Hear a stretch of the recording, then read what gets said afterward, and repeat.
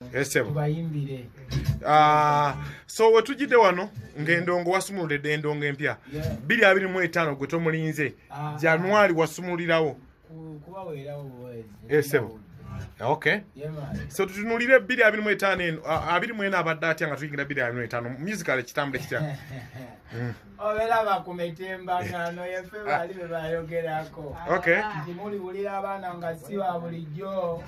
Babakungula akasijjo. Yenzo omukwabo.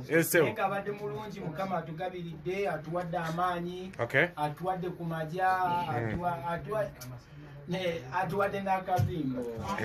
Yeah. So tunulire 2024 oyo abadde mu collaborations abadde mu kulwana n'ebyenjawulo nyimba kye zikoledde ng'ojjeko ezizo olinayo limba mu 2-3 ezikoledde. Abayimbi bonna bayimbye bulungi. Okay. Abayimbi bonna bayimbye bulungi. Lwakuba nze asinza okweyimbira obulungi. I appreciate all art. Kubanga omuntu okreating ekintu ekitabaddewo n'akiteekawo. Ekyo kiba kya muwendo oyo ettendo tuligiza mukama. Bwe kiri. So tukulisayo ne mu nkuuka twagiraba wagikuba hands down. Tunulire endongo 2025 osimbudde otya era lwaki oluyimba lw'oleese? Malala lwe luyimba. Malala kigira ebintu byonna. Wabeerawo amalala naye wabeerawo amalala amabi. Amalala kati n'amalala. Kakati kino nayagala kubuulira omanyi bagamba ensobi eba nsobi. Because wrong is wrong no matter who has done it. And right is right no matter who has said or done it. Kakati nenjagala njogere ku nsonga ezo bintu bingi bibadde bibuusibwa amaaso naddala nga bibuusibwa amaaso ffe abalina okubyogerako. Ensonga lwaki Katonda yatuwa eddoboozi eryo tusobole okwogera si ku byokka ebitukwatako wabula n'ebikwatako abo abatuwuliriza. Fuuka ekyokulabirako oba omumuli okukulembera abo si okubafuga wabula okubakulembera kituufu. So nendaba nga waliwo mu ggwanga embeera etali ntuufu nga nze omu ku balina okusooka okugyogerako olw'ensonga I'm a stakeholder in this industry. Ensonga y'okulwana ffe twandirwanye nze nsobola okulwana n'Andrew ne tubisootinga ebyaffe n'abantu nga tebamanyi nti tubisootinze ne balaba bulabi nti Andrew ne Mickey Wine bakwatagana oba Andrew ne Rita Dansolo oba buli omu asobola okubaako ne gwalina naye obukubagano naye ate nga innocent souls ezo ate ezituwa ekyokulya tituzinvolvinze. Kyampisa bubi nnyo ekintu ekyatuuka mu nkuuka kubanga enkuuka eyo first of all nze ngo omusajja omuganda ebeera part of me. It's part of my culture. Kibeera kya muwendo kabaka okusiima ogenda omuyimbi naye ate kibeera kya buswavu nnyo okuswaza obuganda bwo oba okuswaza ne kabakawo.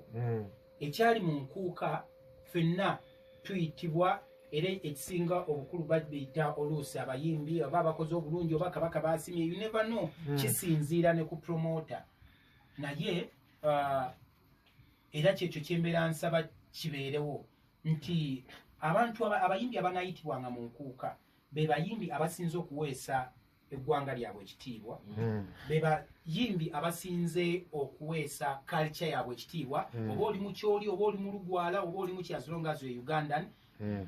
Obwakabaka kiba kya buli omu bwe ngenda ettoolo kabaka w'abato olina omuwa ekitiibwa. Ye muyimbi asinze okuyimba obulungi ye muyimbi asinze okuyimba ennyimba ezigattako so si ezitoolako ye muyimbi asinze okwewa ekitiibwa. Kireme kubeera nti ono avumye nnyo kati avumye nnyo katubaleetere tubalage ku muntu avumye ennyo mu maaso g'abeene. No, that's wrong. Tuleete omuyimbi asinze okulwana ennyo okukuba nnyo abantu nti oyo kati tubaleetedde kwasinze okubeera n'empisa embi sebo beene tukwanjulira omuntu asinze empisa embi babaleetera omuntu asinze obusiru omuyimbi asinze obusiru mu mwaka ogwo nti beene gomwanjulira asinze obusiru osegeera. So kibeere ekyokulabirako nti munnange gwosinze obusiru ekitegeeza tusobola kuleeta mu maaso g'ababitiibwa. Next time kwegamba kibeere nga n'omuyimbi okuyimba mu nkuuka abeera alaba kiina kye kimugattako. One, n'abawagizi baffe bajja kuba batuwa ekitiibwa. Two,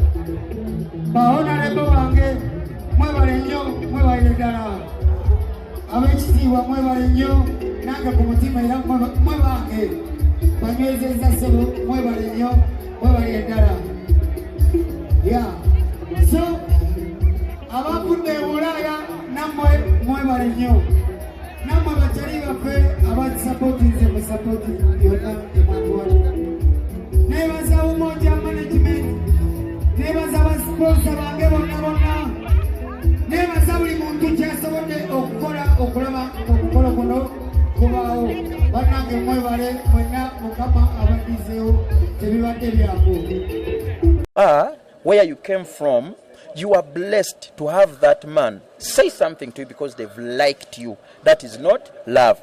He's going to tell you, I like you, oh my God, you're beautiful. What? Because love is within me. Even if I don't tell you that I love you, it is going to help me because I am the one in love. I am the one loving. Meaning, the love it's helping me is not helping both of us. So you to make sure that the man says that they like you. If you like them as well, let the love grow. And if you love them, it doesn't need him to love you again or to love you back.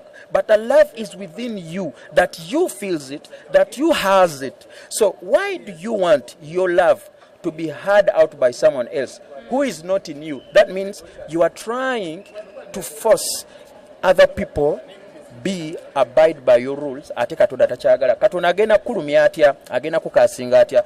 Katonda tayagala nnyo bantu taking over bantu be. Kuba ffenna twagala kye kimu. Kati gogamba gayi tanjagala. Gayi ayagala Katonda ali mu ye okusinga. Naawe mpuliriza omanyi lwaki gwe lwaki oli complaining anti no tebakwagala.